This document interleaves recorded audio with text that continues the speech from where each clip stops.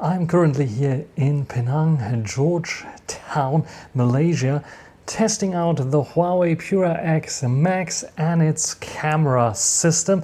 I went earlier to Georgetown, the old city, the UNESCO World Heritage Site basically, and took some nice photos and some videos that I want to show you here to give you my first impressions of the camera setup of the Huawei Pura X Max. So let's get started.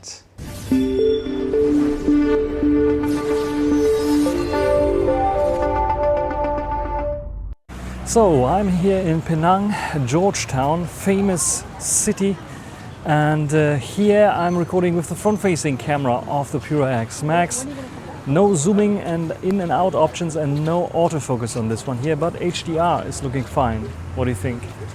Spec-wise, the front-facing camera is one of the weakest sensors on this device, 8 megapixels only, but it's still able to give you 4K video recording, as you saw. So here with 1x zoom, now 4K 30 frames per second on the main camera. Let's go to ultra wide angle so you see a little bit more. This is 30mm, and we can go even 3.5x, which is 84mm, and we can even go 10 times 240mm. And we can even go to 20 times zoom if we want to, and back to 1x. Very smooth indeed. And what do you think about this one here? When we check out the main camera sensors, you will see that the main camera is 101.4, 1.5 inch size sensor with variable aperture, which is quite cool, 50 megapixels. We have a telezoom sensor here that also has 50 megapixels, but it's also not on the larger side. And then we have an ultra wide angle, which is 12 megapixels only here. But I think in terms of video, they are delivering quite consistent and, especially in daylight, good footage. Now 4K 30 frames per second vlogging style with the main camera sensor here at Chu Jetty in Malaysia, Penang, Georgetown. And yeah, it's a very narrow kind of thing, basically a little village built on water. And ultra wide angle now, 4K 30 frames per second, so you can see a little bit more. It's a bit of busy here, but not too busy. And very nice. People are living here, people are selling stuff. It's definitely for tourism. And beneath us actually is water, so beneath there, you see maybe that there's a bit of water going on. Yeah, so very, very interesting here. So vlogging style, how does the Pura X Max do here at 4K 30 frames per second? We have the variable aperture. It's probably stuck at f2 because it's very bright here, even if I go into the shadows. So what do you think about this one here? I have to hold it a bit further away, then it will be more comfortable for the main camera sensor to vlog. And there's even like motorcycle coming. See? So even motorcycles are going by here. Busy kind of street. Let's check out the photos, and we start off with the selfie cam here. No watermark sadly, but you see the time here. And this is when I was flying and at the airport. You see the selfie cam is doing a fine job. I think in terms of sharpness and detail level, it is there definitely on a good point. It has a bit of background blur, which is quite nice. I ate a little bit here, as you see here, also with the main camera sensor now taken. This shot here, I think is pretty good. We have a bit of bokeh fall off there, which makes me believe that this is a bit of a larger sensor, not 101.5, but a 101.28 inch size sensor, I think, that they have there on the main camera sensor with the large aperture, even though this one here was now set at f2.8 to give a bit more depth of field. Then we landed in Malaysia, Penang, Georgetown, and this is the view out of the hotel room that we have, or the room that we stay in.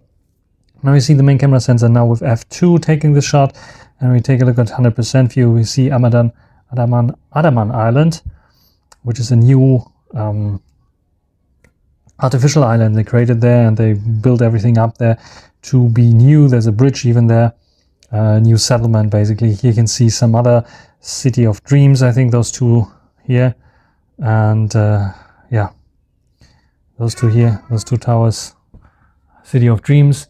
And yeah, we have the park, we have here the walkways, and many people are driving or riding their bicycles or driving some other scooters or something else there in the evening especially, or early in the morning, and sometimes you see even people running there. In the middle of the day, not so much actually, because it's just simply too hot. And then we are already going into the city. This is one of the temples that you see there. And this has been done with a 2x sensor crop of the main camera sensor. Is also pretty detailed, as you see here.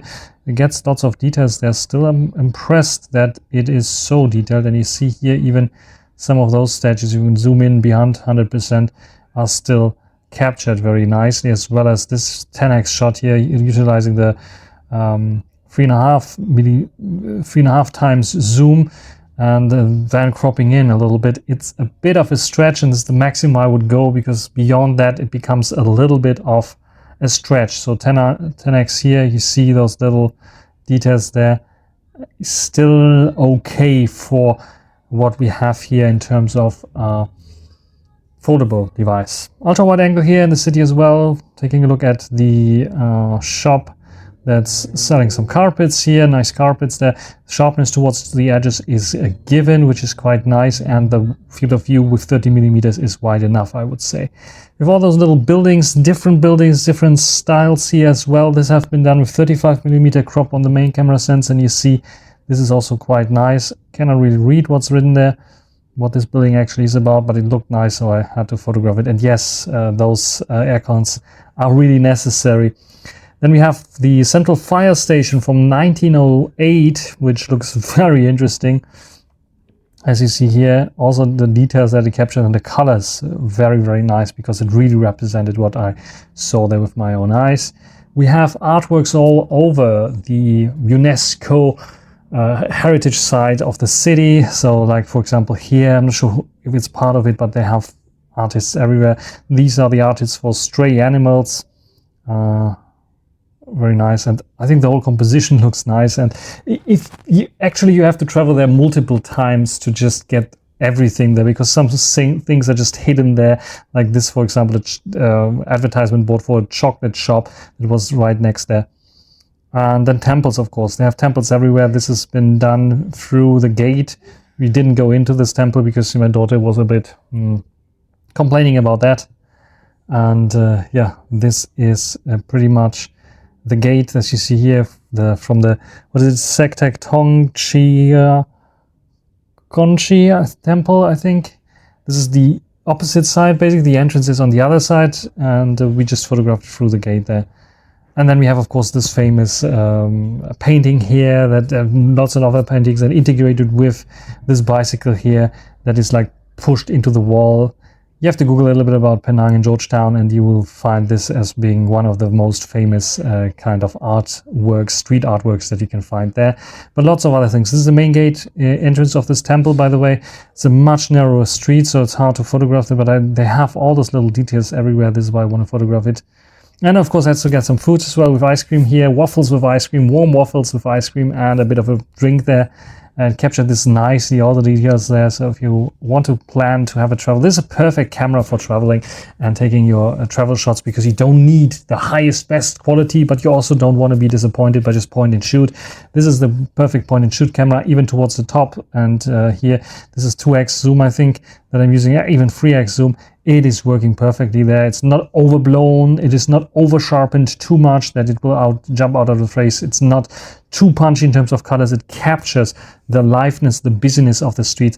Very nice. And then I bought this cap as well here, the Penang Malaysia cappy, taken with the selfie cam. Selfie cam is the weakest sensor there, so I don't expect too much, but it's doing a fine job there. And another artwork, very nice here, captured with the ultra wide angle, as you see here. Love our turtle, it says.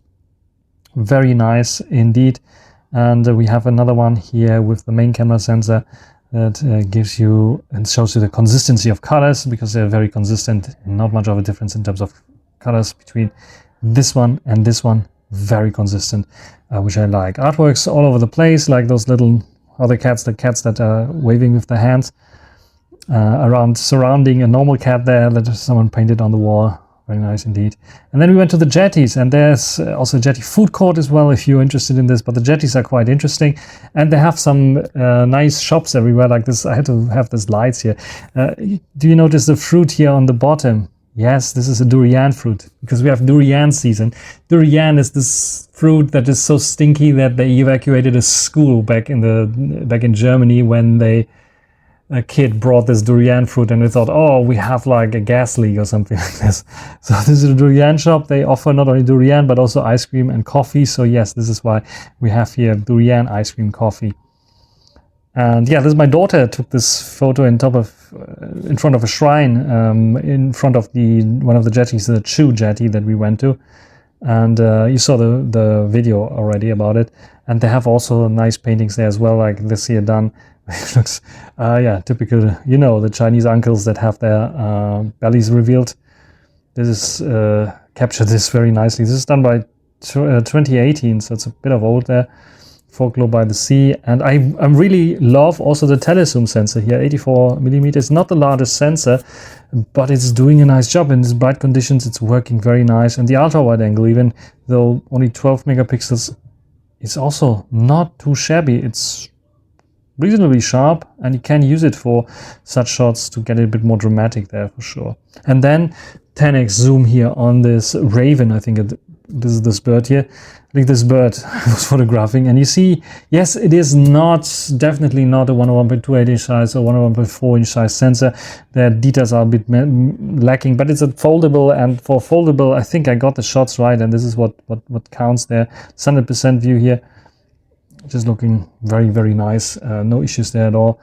This is one of the cats that I mentioned, and we went to a very nice shop. You see here some pictures that are all over the wall there with this very big noodle bowl all over the place. And then another shot there. This is what you should do when you're coming to Georgetown, taking some nice photos. And this, of course, the street with all the umbrellas open there, colorful, very, very nice. So in daylight, I'm pretty happy with those shots and cannot really complain much.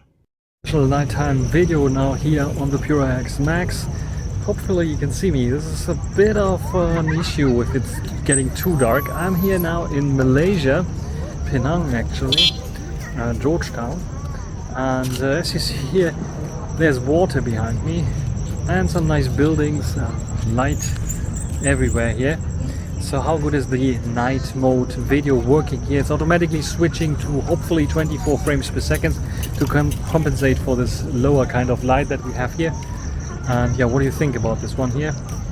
Internal mics, by the way, very nice, 27 degrees here, very warm and very cool weather here. I really like it. So what do you think about the video footage here? Is it as good as the place I'm filming it in? At night times, the 24mm is holding up still nice. Even if you go to 100% view, you'll see here that with its open aperture f1.4, even the darkest alleyways here in this garden here, the skyline is nicely illuminated here, and you can see even stuff that I couldn't see with my own eyes, like this little puddle there on the ground. And the ultra wide angle is a bit weaker for sure, but still not too bad. It's overblowing the highlights there a little bit, as you see here, and we have a bit of issues there. And of course, if you zoom in even further, you see the issues even more prominent and how much AI is kicking in to redraw everything and get the noise out. But in general, I think it's doing a good job. But the same you can almost say for the 10x zoom here. So it's looking very artificial. If you go 100% view, it's like very redrawn, almost everything here, to make it look somehow decent. Forget about it. But the 84mm one impressed me a bit because it's not blowing the highlights too much. The lights sources are nicely there. Details are a bit lacking. If you zoom in 100%, you can see like faces gone and so on. But it's not too noisy and it's not too artificially looking here. So yeah, even though it is a bit of a weaker sensor that you clearly see at the dark, it is not completely smudgy or completely unsharp, I would say. So it's still a bit of usable here. Also, as soon as you have a bit more light, and even close-ups can work fine. This is, by the way, a dispenser for, I think it's oil and something else, two things, which is quite cool. The restaurant that we were eating at in the Marriott Hotel, Cucina called. and 24mm is also working fine with f1.4 opening. Sometimes the shutter speed is a bit too slow, as you see here, the guy and this guy, some artifacts there. Is it artifacts or someone standing behind him? No, someone standing behind him, but you see them movements being a bit blurry there, but the rest is quite sharp and detailed, everything that's not moving basically. So yes, I think the main sensor is doing fine. The ultra wide angle is one of the weakest there, and the telesensor is working fine in its native zoom range. As soon as you zoom in even further, like 10x, forget about it at night time. I wouldn't use it, but the main camera sensor definitely, even in this completely darkness situation where you see f1.4 and 1/8 of a second and ISO 640, it's illuminating, get the greens out there. I didn't even see them, I have to say, and everything else there in terms of colors is nicely done. Not over sharpened, not overcooked. I think it's doing a solid job there for nighttime camera system. One thing that is disappointing is a bit the selfie camera, but it's just 8 megapixels. It's no matter if you use the outer one or the inner one, it's the same sensor. It's 8 megapixels, and yeah, you can clearly see it. At daylight it's still passable, but at nighttime it's a bit less detailed, and yeah, redrawing everything on my face there, so it's a lot of AI kicking in there. Forget about the selfie cam at night, but this is something I can say almost to every, even like flagship devices. At night, selfie cams are not very good. So my first impressions of the camera of the Pura X Max, it's pretty solid. It is not breaking and getting any awards for the camera system, but it's a bit unique with this main camera sensor and its variable aperture, and I think this is one of the strongest sensors here. It's working generally very, very fine. The telesensor is okay in daylight as well. At night time you can use it at its native, what is it, 89mm, but if you crop in even further, don't use it. It's borderline usable at day even with 10x, but you can get some shots that are looking okay. Like I said, borderline usable. The ultra wide angle in daylight only really usable, and nighttime, forget about it. It's just like too weak there. So what I wish them to do instead is like maybe give us, just omit the ultra wide angle, maybe just give us the same sensor that you have for the main also for the periscope telezoom. So make only 2 camera system and make maybe the main camera an 18mm, or if you want to compromise, 20mm, which is a bit of wider than the 24mm, so you get a bit of a wider field of view, especially for vlogging, very useful. And then you have a very good telezoom, because the ultra wide angle in general you really don't need anymore for taking some ultra wide angle shots. And 20mm might be the good compromise. If you crop in 2 times, you get 40mm, which is still good. I personally would prefer 18mm, better for vlogging even, and when you crop in 2 times you get very close to the 35mm that is good for portrait shots. So it will be my gripe here. I know that they will not build in such thing here with a variable zoom somehow. That would be also awesome, but come on, they're not doing it. So this is what I would suggest. Instead of doing 2 large sensors, same sensor size, 1.28 inch size sensor or something, the main and the periscope tele, and then with the ultra wide angle. This is my tip for that. And yeah, front facing camera, it's the weakest sensor as well, and yeah, it's there for video chat that you can do it, but come on, no one is actually really doing it when you have the possibility to open up this device and use the main camera sensors for taking shots. Video very solid in general, a very solid camera setup here with a bit of headroom for improvement still. Things that I would like to see in the next generation, so that they can also maybe compete with the Mate X7, that is also foldable, but I think has a better camera setup than this here. That's everything for our first impressions of the camera system of the Pura X Max. If you have some questions, put them down below. Until the next time, bye.